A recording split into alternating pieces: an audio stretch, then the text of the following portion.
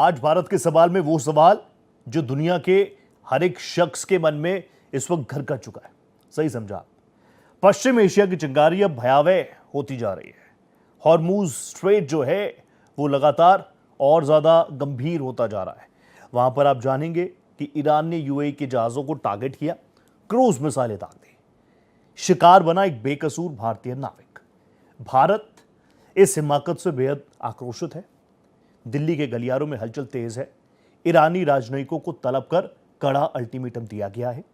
लेकिन हॉर्मूज में इस बारूदी जंग के बीच सबसे बड़ा और डराने वाला सवाल यही, क्या अमेरिका ईरान की यह सीधी जंग एक बार फिर भारत समेत पूरी दुनिया को भयानक आर्थिक मंदी और बेकाबू महंगाई के दलदल में धकेलने वाली है? इसी पर करेंगे एक सार्थक चर्चा। जुड़ेगा बड़ा पैनल, उससे पहले रिपोर्ट। समंदर सुलग रहा है और उसकी आंच अब सीधे भारत तक पहुंच चुकी है। ईरान की हिमाकत का शिकार एक बेकसूर भारतीय नाविक हुआ है। नई दिल्ली में इस घटना को लेकर भारी आक्रोश है। भारत के विदेश मंत्रालय ने तुरंत ईरानी राजनयिकों को तलब कर इस कायराना हमले पर बेहद सख्त आपत्ति दर्ज कराई है और अपनी गहरी चिंता जाहिर की है। देखिए, आज कल के एक हमले में 2 जहाज़ों पर हमला हुआ है और माना जा रहा है ईरान की तरफ से हमला हुआ था, उसमें एक भारतीय नागरिक की जान गई है और साथ ही साथ कई एक भारतीय नागरिक अभी भी उन पे हमला के बाद वो क्षतिग्रस्त हैं और 2 लोग ऐसे हैं जो कि काफ़ी जोखिम उनको हुआ है। उनका उपचार चल रहा है, उन पे काम लेकिन दोनों काफ़ी सीरियसली वो लोग घायल हैं। तो हम लोगों ने अपना विरोध उनको किया कि ये सब बंद होना चाहिए हमला, और इसमें हमारे खासकर जो कमर्शियल शिपिंग है, जिसका जो एक अंतर्राष्ट्रीय कानून के तहत इसका संचालन होता है, उसमें कोई किसी प्रकार की बाधा नहीं आना चाहिए। जंग सिर्फ सीमा या समंदर तक सीमित नहीं है। बड़ा सवाल यह है कि क्या हॉर्मुज संकट के कारण एक बार फिर दुनिया और भारत में कच्चे तेल और ईंधन की कीमतें आसमान छूने लगेंगी। ये सवाल इसलिए भी आया क्योंकि जहां ट्रंप ने हॉर्मुज जलमार्ग पर नियंत्रण का दावा किया है, तो दूसरी तरफ ईरान ने इसे बंद कर तेल सप्लाई ठप करने की चेतावनी दी है। दुनिया का 1/3 समुद्री तेल परिवहन इसी हॉर्मुज जलमार्ग से होकर गुजरता है। अगर ये रास्ता ब्लॉक हुआ या यहाँ तनाव बढ़ा तो कच्चे तेल की सप्लाई चेन पूरी तरह चरमरा जाएगी। भारत अपनी जरूरत का 80% से ज्यादा कच्चा तेल आयात करता है। ऐसे में तेल की कीमतों में उछाल सीधे भारतीय घरेलू बाजार, महंगाई और आपके बजट पर सीधा और गहरा प्रहार करेगा। साफ है, ये जंग सिर्फ अमेरिका और ईरान की नहीं रह गई है। इस अशांति की आंच अब भारतीय बाजारों और आम जनता की जेब तक पहुंचने का खतरा पैदा कर रही है। Bureau report, Bharat express.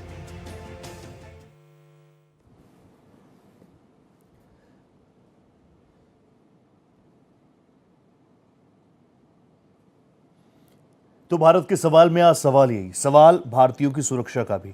मैं हर बार कहता हूं चैरिटी बिगिंस फ्रॉम होम, और यहां पर भी अगर आप देखेंगे तो ठीक है, जो स्ट्रेट ऑफ हॉर्मूज है उससे इकोनॉमिक फ्रंट पर अगर हम कुछ पीछे भी हो जाएं तो चल सकता है। लेकिन जितने भी भारतीय सेलर्स हैं, नाविक हैं, क्योंकि आज ही एक नाविक की मौत की भी खबर है और उसको लेकर एमईए की तरफ से ब्रीफिंग भी दी गई, अपना कड़ा आक्रोश भी भारत ने व्यक्त किया है। इसी पर बात करेंगे। मेरे साथ एक जबरदस्त पैनल जुड़ चुका है। मेरे साथ कैप्टन पुनीत मल्होत्रा जी मुझे ज्वाइन कर रहे हैं, जाने माने एक्सपर्ट हैं पश्चिम एशिया के। पुनीत सर, मैं आपको नमस्ते कर रहा हूं, जय हिंद कर रहा हूं। साथ ही मेरे साथ एक और बहुत ही प्यारा चेहरा डॉक्टर अंशु जोशी मुझे स्क्रीन पर नजर आ रही हैं। अंशु मैम, मैं आपको नमस्ते कर रहा हूं, बहुत स्वागत कर रहा हूं। वी बोथ आर जेंटलमैन, तो ऑब्वियसली लेडीज फर्स्ट। मुझे अंशु जी से ही पहला सवाल लेना पड़ेगा। अंशु मैम, मुझे बता दीजिए, इकोनॉमिक फ्रंट वाला उस पर तो आप बात करेंगी, और मैं मानता हूं कि ये भारत जैसे राष्ट्र के लिए, एमर्जिंग इकोनॉमी के लिए सोचने वाला विषय हो सकता है। लेकिन उससे पहले जिस तरीके से लगातार हम देख रहे हैं, स्ट्रेट ऑफ हॉर्मूज एक बार फिर से पूरी तरह से डिस्टर्ब हो चुका है। कई बोट्स पर, कई शिप्स पर अटैक हुआ और उनमें सीधे सीधे भारतीयों की जान पर बात आई है। आज भी, इससे पहले भी एक खबर थी, ओमान में भारतीय नाविकों पर टारगेट हुआ था, उस वक्त कहा था गलती हो गई। आज कुछ ऐसा ही घटनाक्रम हुआ, ईरान की तरफ से राजनयिकों को दिल्ली में तलब किया गया। आपको नहीं लगता कि इकोनॉमिक फ्रंट वाला बड़ा चैलेंज है, लेकिन एक आम भारतीय की सुरक्षा, एक आम नाविक की सुरक्षा, ये हमारे लिए प्रायोरिटी है? बिल्कुल सही रोहित, पहले तो इतने अच्छे पैनल पर मुझे इनवाइट करने के लिए आपका बहुत बहुत धन्यवाद। और ये देखना सुखद है कि आप विमेन लेड डेवलपमेंट को लगातार बढ़ावा देते हैं। मैं जब भी पैनल पर होती हूँ आप मुझे पहले बोलने का मौका देते हैं, बहुत बहुत शुक्रिया। बहुत सारे फैक्ट्स रखूंगी अगले 2 मिनट में और फिर हम उनको इंटरट्वाइन करके समझ सकते हैं कि हो क्या रहा है। Fact number 1, straight of Hormuz से बिल्कुल आप यदि देखें तो 20% पूरी दुनिया का ऑयल, गैस और एलपीजी होकर के गुजरता है, लेकिन इसकी सबसे ज्यादा निर्भरता चीन, जापान, कोरिया जैसे देशों को है। वो अपनी कुल जो निर्यात करते हैं ऑयल, गैस और एलपीजी, उसका 80% से ज्यादा स्ट्रेट ऑफ हॉर्मुज से मंगवाते हैं। भारत अपनी कुल आवश्यकता का 80% से ज्यादा आयात करता है, लेकिन 40 देशों से, और स्ट्रेट ऑफ हॉर्मुज से हमारी जो डिपेंडेंसी है वो 40 से 46% के बीच में है। और अभी जब स्ट्रेट ऑफ हॉर्मुज का ये संकट गहराया तो हमने अपनी एनर्जी जो हमारा आयात है उसको हमने और डाइवर्सिफाई किया, तो वो और कम हो गई है। अब दूसरा फैक्ट ये समझे कि स्ट्रेट ऑफ हॉर्मुज अभी ईरान के हाथ में एकमात्र ऐसा हथियार है जिसको वेपनाइज करके वो लगातार सभी देशों को अपनी बात मानने पर विवश कर दे रहा था। लेकिन जिस तरह की दुखदाई घटनाएं लगातार विश्व के सामने घट रही हैं, पहले एक एमओयू अमेरिका और ईरान के बीच साइन हुआ, पूरी दुनिया ने राहत की सांस ली, और स्ट्रेट ऑफ हॉर्मुज की बात इसमें ईरान ने खोलने को की थी अनकंडीशनली, लेकिन फिर ईरान ने कहा कि मैं 2 महीने के बाद इस पर टोल टैक्स वसूलूंगा। पूरे दुनिया की आईब्रोज थोड़ी रेज हुई। इसी बीच ये एमओयू जो था या युद्ध विराम जो था वो ईरान ने ही समाप्त कर दिया शिप्स पर अटैक करके। अब आज ये देखना और भी ज्यादा दुखद है कि हमारे 2 शिप्स पर अटैक हुआ है जिसमें हमारे एक नाविक की जान चली गई, और एक और ईरान भारत के साथ में अच्छे रिश्तों की बात करता है और दूसरी तरफ इस तरह की हरकतें करता है। अच्छा, खाड़ी देशों की भी सिविलियन साइट्स पर और इंफ्रास्ट्रक्चरल साइट्स पर लगातार ईरान के ताबड़तोड़ हमले जारी हैं। तो हम एक तो ये समझे रोहित कि इसमें जो आईआरजीसी सारा खेल कर रही है, आईआरजीसी को मैंने जिम्मेदारी के साथ अलग अलग टीवी शोज में आतंकवाद को पल्लवित पोषित करने वाला एक संगठन कहा, और आज की खबरों में हमने देखा कि ब्रिटेन ने अंततः आईआरजीसी को एक आतंकवादी संगठन घोषित किया है। तो ये भी एक फैक्ट है रोहित कि बहुत तेजी से चीजें बदल रही है। और स्ट्रेट ऑफ हॉर्मुज की और भी यदि हम निगाह डालें तो आपने जिस एनर्जी क्राइसिस की बात की, पिछली बार के चोक करने के बाद से लेकर के अब तक दुनिया ऑल्टरनेटिव्स पर काम कर रही है, चाहे यूरोप के देश हों चाहे एशिया के देश हों। तो सऊदी से जो ये पोर्ट ऑफ यांगू तक और रेड सी तक जो एक ईस्ट वेस्ट पाइपलाइन है जो 80 के दशक में ईरान और इराक के बीच के युद्ध के समय विकसित हुई थी, हालांकि उसकी कैपेसिटी जो है वो स्ट्रेट ऑफ हॉर्मुज की कैपेसिटी से कम है, लेकिन इस पर लगातार काम चल रहा है। और इसके अलावा यूएई से भी एक ऐसा ऑल्टरनेटिव रूट है जो स्ट्रेट ऑफ हॉर्मुज को सरपास करके और यूरोप एशिया तक सप्लाईज को पहुंचा सकता है। तो रोहित, यदि स्ट्रेट ऑफ हॉर्मुज को ईरान सोचता है कि मैं लंबे समय तक वेपनाइज करके रख के और इस तरह की हरकतें करके दूसरों के शिप्स पे अटैक करके मैं बहुत दिनों तक बच पाऊंगा, तो ऐसा होने वाला नहीं है। आज ब्रिटेन ने अपना मुंह खोला है और आगे चलकर मुझे यूरोप के दूसरे देश या मैं कहूं नाटो के देश हो सकता है कि पश्चिम एशिया के इस पूरे युद्ध में हमको कहीं ना कहीं जुड़ते हुए दिखाई पड़े। अमेरिका चाह रहा था ईरान अलग थलग पड़ जाए, लेकिन क्या ईरान की हरकतें ऐसी हो रही हैं कि वो धीरे धीरे अलग थलग लोग ऑल्टरनेट रास्ते पर जाने को मजबूर खुद ईरान कर रहा है। इस पर मैं कैप्टन मल्होत्रा आपसे जरूर टेक लूंगा, क्योंकि आप जब बोलते हैं तो सब सुनते हैं। मैं ये जानना चाह रहा हूं मल्होत्रा सर कि अब भारतीयों की सेफ्टी सिक्योरिटी, उनकी जान पर बात आ रही है। इकोनॉमिक फ्रंट पर तो चलिए हम लोग काम कर ही लेंगे, सरकारें काम कर ही लेंगी, थोड़ा बहुत ऊपर नीचे होगा कर लेंगे, लेकिन एक बार जान चली गई तो फिर उसको वापस नहीं लाया जा सकता। अब इस पूरे मामले को लेकर आपको लग रहा है भारत सरकार का रुख एकदम स्ट्रॉन्ग, स्ट्रिक्ट जो होना चाहिए वो नजर आ रहा है? Rohit ji, thank you very much for having me on your show first and foremost, and thank you to the lady co-panelist ma'am. देखिए सर, एक होता है मैरिटाइम लॉ के हिसाब से innocent passage. Okay. Innocent passage, even if the vessel is traversing within 12 nautical miles and carrying out a due diligent reporting of the area of the subject country without creating any disturbance or nuisance, then it is construed as an innocent passage as per the maritime law. Done. अब ये जो Iran कर रहा है, भारतीय नाविक के जो हमारे गए हैं, शहीद हुए हैं, मेरी सारी सिंपैथी उनकी और परिवारों की तरफ के लिए है, और बहुत दुखद बात है ये, because you see when we get our license and all that, we know that the perils of the sea what we may be facing. Okay. अब ये जो ईरान कर रहा है ये अपनी बेसिकली मोनोपोली दिखाने के लिए गल्फ कंट्रीज को कर रहा है, चाहे वो यूएई हो, सऊदी अरेबिया हो, कतर हो, इराक हो या कुवैत हो, because they want to have the supremacy. तो ये जो कर रहा है ये तो गलत है, लेकिन उसका रिकॉर्ड्स यही मैं समझ सकता हूं that Indian navy which is very active and world's fourth largest navy in the world can also be used to escort the Indian flagships and the ships which have majority of Indian sailors on board. This the government of India, I think, should do as far as I am concerned. दूसरी चीज जो अभी हूथियों ने attack किया है, मैं दूसरा पहलू भी बताना चाह रहा हूं आपको, साउदीज पे और उसके ऊपर फ्रॉम यमन, वो इसलिए because they want to constrict not only the straits of Hormuz but the Bab el Mandeb straight, जो कि 22-23 किलोमीटर चौड़ी है। ओके, की एक वजह और है, क्योंकि अब ईरान दिखाना चाहता है कि तुम जैसे सऊदी अरेबिया हो, यूएई हो, कतर हो, इन्होंने यूएस को या यूएस की फोर्सेस को बुलाया था कि भाई हमको बचा लेना अगर कुछ हुआ तो, लेकिन US has turned out to be, I mean to say, without prejudice, good for nothing. अब जो हूती से वो ब्लॉक करेगा बाबल मंडप को, तो उसका एक और बहुत बड़ा इंपैक्ट होने वाला है, यानी सऊदी का जो ऑयल एक्सपोर्ट है वो रोक देगा। क्यों? क्योंकि there is another important sea port, मैं गया हूं वहां भी बहुत बार, यानबू है, यानबू उस पोर्ट का नाम है, जहां से ऑयल एक्सपोर्ट होता है, इतनी ज्यादा मात्रा में नहीं जितना रास्ता नूरा से होता है।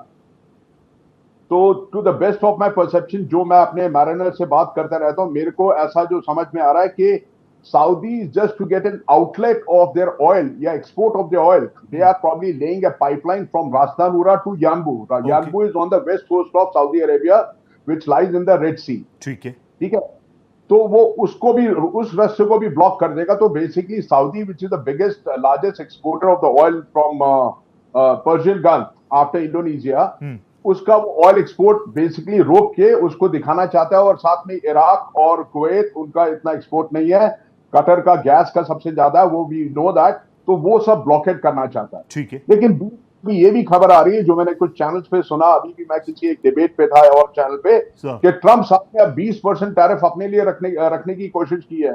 So this is all nonsense, this is absolute nonsense and garbage. I will tell you what, US की जो क्रेडिबिलिटी अभी से 28 फरवरी से पहले थी, आज की डेट में यूएस की कोई क्रेडिबिलिटी नहीं। ठीक है, वो नजर आ रहा है।